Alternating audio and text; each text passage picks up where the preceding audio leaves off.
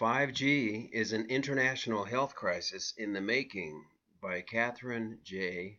Frompovich from August this year, 2017, from the Activist Post website. 5G. 5G and higher have not been tested for human safety.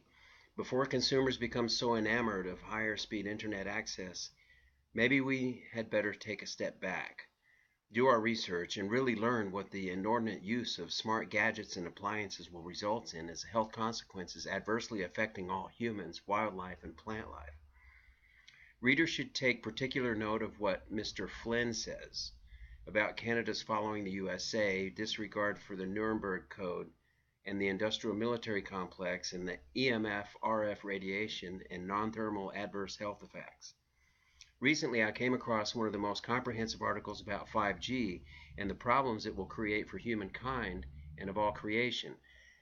If and or when 5G is rolled out across the nation or around the globe, which I thought my readers ought to know about, I contacted the author, Canadian Mr. Jerry Flynn, a retired captain, and asked his permission to use it verbatim in an article I would submit. Mr. Flynn graciously gave his full permission. So, not wanting to waste readers' time, I submit 5G wireless technology should be banned. Title: Wireless radiation violates human rights in the Nuremberg Code of Ethics. Innovation, Science and Economic Development Canada, the ISEDC, needs to realize that general public are becoming aware of the long history and corruption in the USA, which shamefully spilled over into Canada and other Western countries in or around the 1970s. Evidence of this can be seen in the following. In 1961, U.S. President Eisenhower warned Americans to be on guard against the emergence of a corrupt U.S. military-industrial complex, but too few people heeded him. In 1968, U.S. President Johnson, in his State of the Union address, promised to protect the American people from the EMF radiation emitted by TV sets and other electronic equipment, etc. He signed into law the Radiation Control for Health and Safety Act. In 1971, U.S. President Nixon's own Radiation Management Advisory Panel warned him that the levels of ELF, extremely low frequency, radio frequency, EMF radiation, when then present in the USA, may already be biologically significant, and that the nation's entire population may be at risk, especially if future generations are considered. In 1995, U.S. President Clinton released a memorandum stating transmitter masts should not be sited on schools or near residential areas. 2004, U.S. Senator John McCain, who just underwent surgery to remove a brain tumor, stated that we have compelling evidence that there is an incestuous relationship between the defense industry and defense officials, and that is not good for America. In 2010, President Obama's own Cancer Advisory Panel identified the risk to children and adolescents from wireless radiation as the most pressing problem. Today, in 2017, the ISEDC needs to be aware of the declassified 1976 U.S. Defense Intelligence Agency document, which exposes what prompted and continues to cause today's unparalleled corruption. Number one, the U.S. military's determination to remain the most powerful, technologically advanced in the world. Number two, in the technology-based industries such as electric power generation and wireless and telecommunications, are encouraged to explore and fully exploit new commercial applications of wireless technology. By doing so, those same industries upon which the U.S. defense industry depends ensure that the U.S. military remains the most powerful on Earth. Tragically for all Canadians, Health Canada and what was then Industry Canada saw fit in the 1970s to align themselves with the USA, and in so doing sacrificed forever the health and safety of the people of Canada. Today, the government of Canada still appears to be more concerned with industrial growth and remaining in step with the USA than it is about protecting the health and safety of Canada's citizens.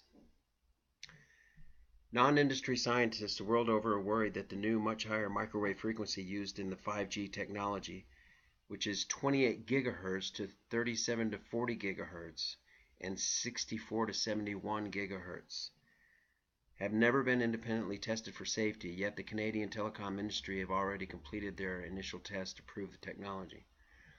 U.S. companies are already installing 5G in some U.S. states. Fifth generation 5G technology, if implemented nationally, would further irradiate the entire population of Canada without their knowledge, comprehension of what is being done to them, or their consent. This would be yet another even more serious violation of the Nuremberg Code and the most heinous crime imaginable. While the current and all three previous generations of microwave technology also violate the Nuremberg Code, informed people fear that 5G would prove to be mankind's Armageddon of industry's own selfish creation.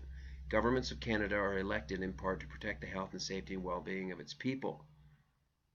Yet, Health Canada A. refuses to recognize and admit that there are harmful health and biological non-thermal effects caused by RF and EMF, and B. refuses to admit that today's wireless RF products, devices, toys all emit pulsed non-thermal radiation. C. refuses to acknowledge and admit that ELF 60 Hz magnetic fields are harmful to people and other life forms.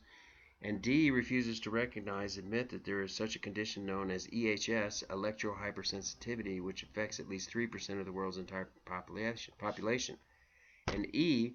has never once seen fit to make it mandatory for industry to first prove by qualified non-industry scientists replicating real-life applications that the radiation emitted by wireless products and devices and toys is safe. Nor has Health Canada ever imposed the precautionary principle, even though the World Health Organization itself stated in 2003 that there was sufficient evidence to justify its application for both ELF and RF EMFs. Nor did Health Canada ever attempt to halt in any way the provinces who each saw fit to mandate their electric utilities and roll out smart meters, even when the World Health Organization subsequently classified RF and EMFs a Class 2B or possible carcinogen in 2011. Government's total disregard for the health and safety of the public has resulted in 1. A growing host of diseases, epidemics such as autism, ADHD, cancers, Alzheimer's disease, Parkinson's disease, ALS, and other diseases of the brain, central nervous system, and immune system, which most people had not heard of before wireless technology appeared. These disease epidemics are now common in every jurisdiction on earth that has adopted wireless technology. Number 2, homes and dwellings are now far more susceptible to break-ins, intrusions, and the threat of electrical fires thanks to provincially mandated smart meters, which are unbelievably intrusive, invasive, hackable, fire-prone, and very expensive. Number 3, Canada's national security is now at a greater risk than any other previous time in our history thanks to the government's irresponsible decision to incorporate smart meters in Canada's national power grid. No national government today can be unaware of the international EMF scientists' appeal. Again, EMF stands for electromagnetic field radiation, which is emitted by all wireless products and devices, but none more so than insidious smart meter, particularly when they are operational in what electric utilities call meshed grid networks. To date, the appeal has been signed by at least 225 of the world's leading EMF scientists from 41 countries. Addressed to the Secretary General of the United Nations, to all UN member countries, and to the Director General of the World Health Organization, who urges all leaders to, quote, protect mankind and wildlife from EMFs and wireless technology.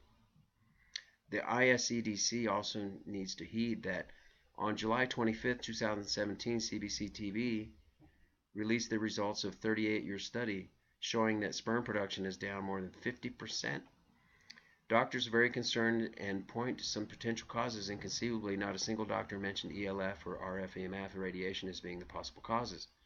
Such is the power of mainstream news media, which controls what people are allowed to see on TV, hear on the radio, or read in newspapers. Although the public's health is not the ISEDC's concern, you may have a moral obligation to note that in 1958 the Soviet Union set their safety level for continuous exposure to RF EMF radiation 1,000 times lower, or 0.01 milliwatts per centimeter squared, than that which the USA had set in 1955, which was adopted by Canada and all Western countries. See the reference for History of Exposure Safety Standards. Folks, I'm going to include a ton of references at the bottom of this video, so when you get done, please hit like and subscribe and go look through all of these links I'm going to give you. Since 1969, the USA has known of the biologics effects of damages to health people suffer when exposed to non-thermal EMF. They knew then that non-thermal radiation causes cancer, and American doctors also observed gastric bleeding, leukemia, chromosome damage, etc. In 1988, the U.S. Air Force acknowledged that the RF microwave radiation has a biological non-thermal effect on living organisms, which includes people. Since 1998, there have been an enormous number of scientific studies demonstrating damage to biological systems by microwaves below the ICNIRP and Canada's Safety Code 6 limits. In 1999, Health Canada's own Safety Code 6 on page 11 stated certain members of the general public may be more susceptible to harm from RF and microwave exposure. EMF scientists around the world urge all governments to place a moratorium on 5G technology.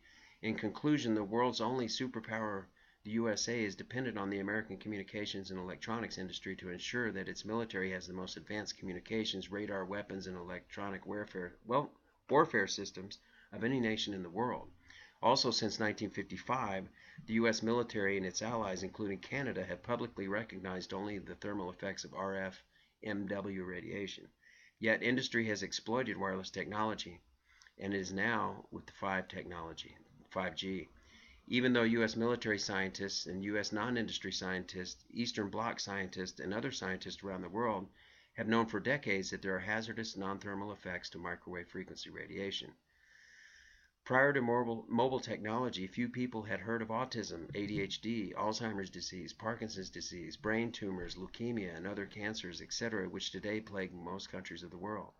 Scientists also believe that the overall total or cumulative amount of electrosmog emitted by all wireless products and devices and toys that now saturate the planet on Earth's environmentally literally threatens life on Earth as we know it. It is a tragedy that EMF radiation is both invisible and indiscernible because it is literally everywhere today and no person and no living thing can escape it. It is imperative for the ISEDC to now heed that most of the EMF scientists in the world have called on all governments to place a moratorium on 5G technology. Were ISEDC to unleash on a still largely unsuspecting defenseless public the as yet unknown hazards of 5G technology, on top of what the Canadian population is already enduring, would be obscene beyond itself.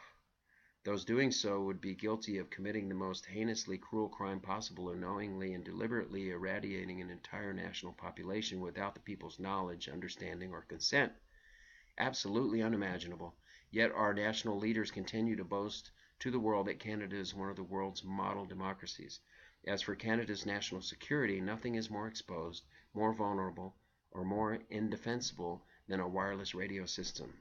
Sincerely, J.G.